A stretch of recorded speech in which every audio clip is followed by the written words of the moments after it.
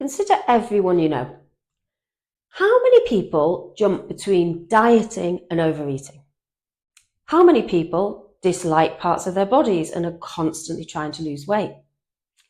How many people are obsessed with MyFitnessPal, restricting carbs, or following a rigid exercise plan?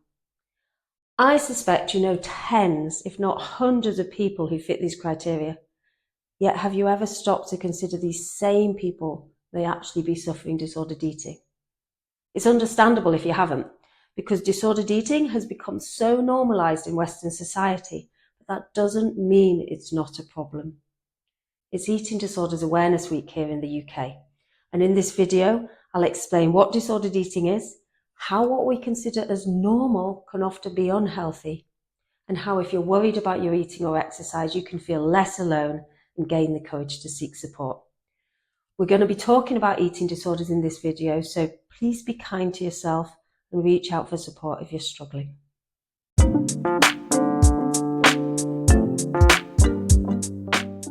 I'm Dr. Paula Watson. I'm a Liverpool-based psychologist providing therapy for people struggling with weight, disordered eating and exercise. This is the fourth video in my weight loss psychology series where I'm sharing truth 3 of 10 hard truths that will help you understand why you struggle with weight and help you feel less alone. Please subscribe if you'd like to catch the whole series, and if you haven't yet watched the introductory video, I'd encourage you to check it out. The truth I'm talking about today is that disordered eating is incredibly common. But just because it's common doesn't mean it's okay. What I want to make clear from the very start of this video is that if you're at all worried about your eating behaviours, it's really important to seek professional help. So what is disordered eating? It might be easiest to start by thinking what a healthy approach to food, exercise and our bodies looks like. People who have a healthy relationship with their bodies focus on eating everything in moderation, enjoying their food and exercise, and having a flexible, consistent approach. They recognise there'll be ups and downs and don't beat themselves up if they occasionally overeat or they miss an exercise session. They focus on some rather than all or nothing. They have healthy ways of coping with stress and recognise that they're a worthwhile person regardless of their weight or shape. If you have disordered eating, on the other hand, you might either be very rigid, restricting certain foods or obsessing over healthy eating, or you might be all or nothing, flipping between restricting your food and periods of binging. You might use exercise or purging behaviours when you feel you've overeaten, or you might eat in secret because you feel too much shame for eating bad foods. You might experience food noise, so food and weight are constantly taking up your headspace. My clients often say their weight is the first thing they think about in the morning and the last thing they think about at night. There's a lot of guilt and shame and a feeling of a constant battle between what you should do and what you want to do.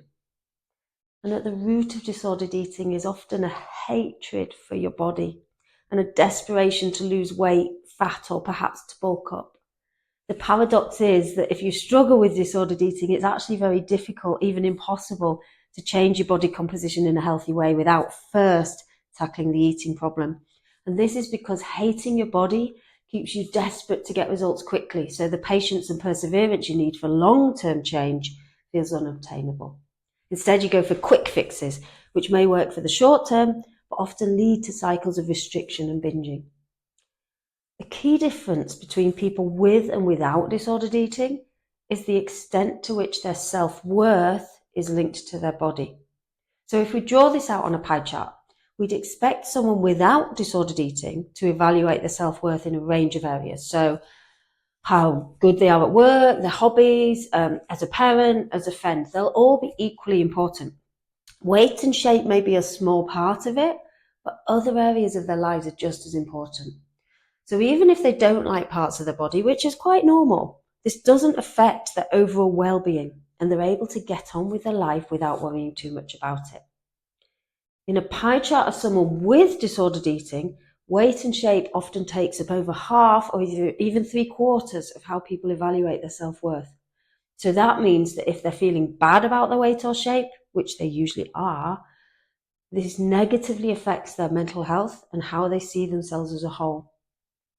So how does disordered eating differ from an eating disorder? This is something people often ask me about, the difference between disordered eating and an eating disorder. It can be helpful to think of this on a continuum rather than a clear and distinct difference. Both may involve the same symptoms, but what distinguishes whether someone is clinically diagnosed as having an eating disorder is the severity and frequency of those symptoms, as outlined in something called the Diagnostic and Statistical Manual of Mental Disorders, or the DSM-5. So what I want to make clear, though, are that these criteria are nothing to do with what you weigh, your gender, your ethnicity, your age, your education, or any other characteristic.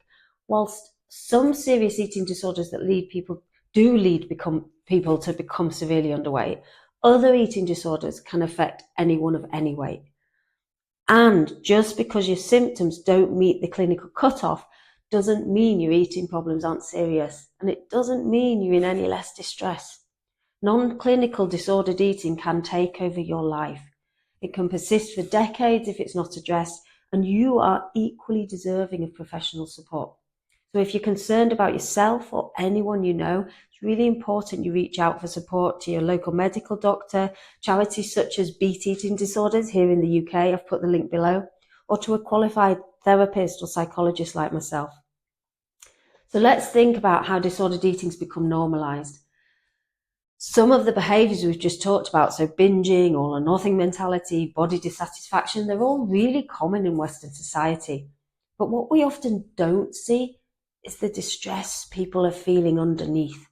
If you're overwhelmed by food noise, if you hate your body, or if you're full of shame about your secret eating, it can feel incredibly lonely.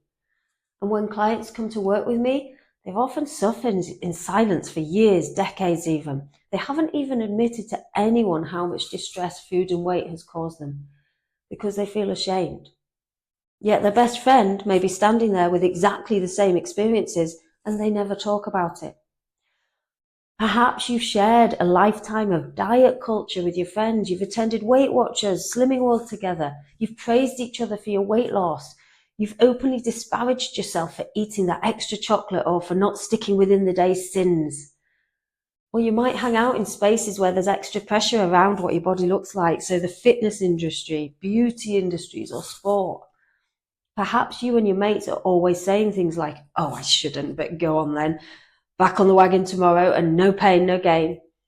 You celebrate anything that shows you've got discipline and say no to treats with self-deprecating jokes like, "I only have to look at a cake to put on weight." Day in, day out, this culture normalizes the desire to have an ideal body. It reinforces the message that if you gain weight, you're failing. And it reinforces the idea that exercise and food restriction are forms of punishment, which of course isn't true. You begin to believe there's something wrong with you if you're not able to manage your weight. You feel confused about why you can't do it when everyone else seems able to do it. Whereas without you knowing, sitting right next to you are probably people feeling exactly the same way. Because we don't talk about it, we don't share, we don't ask.